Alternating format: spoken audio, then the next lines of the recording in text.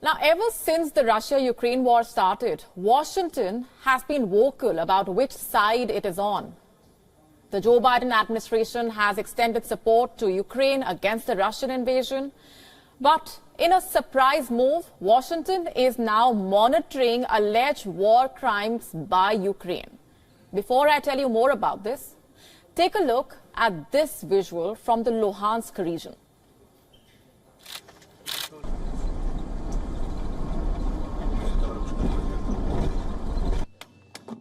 Давайте, блядь, по одному. Ти ж не вибив. Що не вибив? Ліжку не вибиває. Офіцер, хто з вас? Всі вийшли? Виходь давай. Або...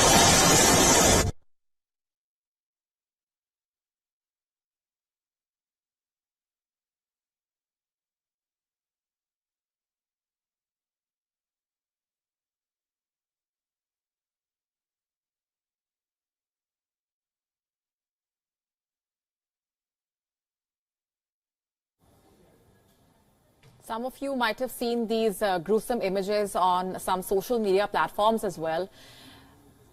But here's the catch. Like most developments in the ongoing Russia-Ukraine war, this visual as well has two sides to it. There are two versions.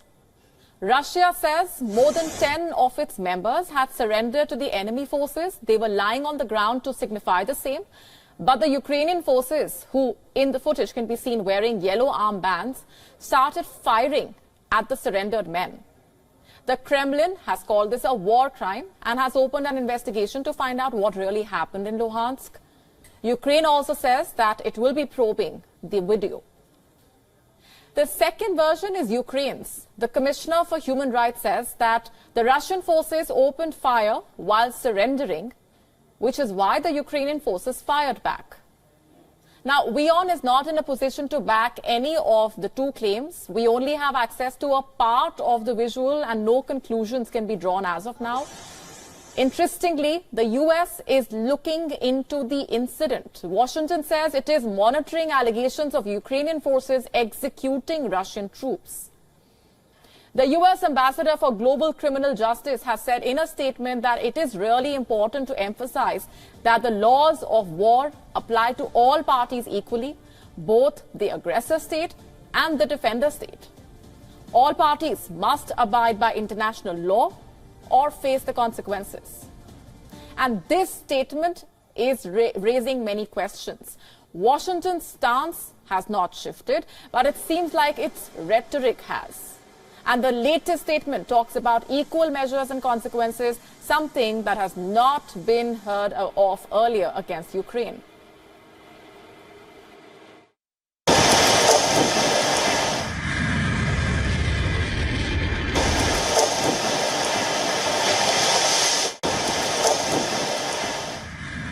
Last week, Ukraine denied launching any missile towards Poland. In fact, it pinned the blame on Moscow. But Washington categorically said that the missile was fired by Ukrainian forces.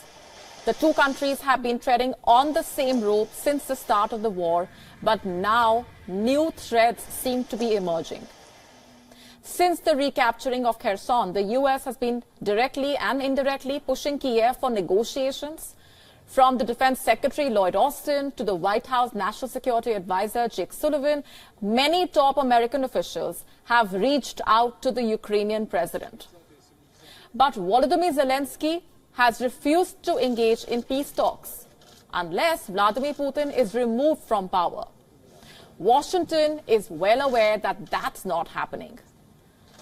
The latest war crime allegations expose Joe Biden's complex position. The US has publicly vowed to support Ukraine for as long as it takes, but it is constantly hoping for an immediate resolution to this conflict.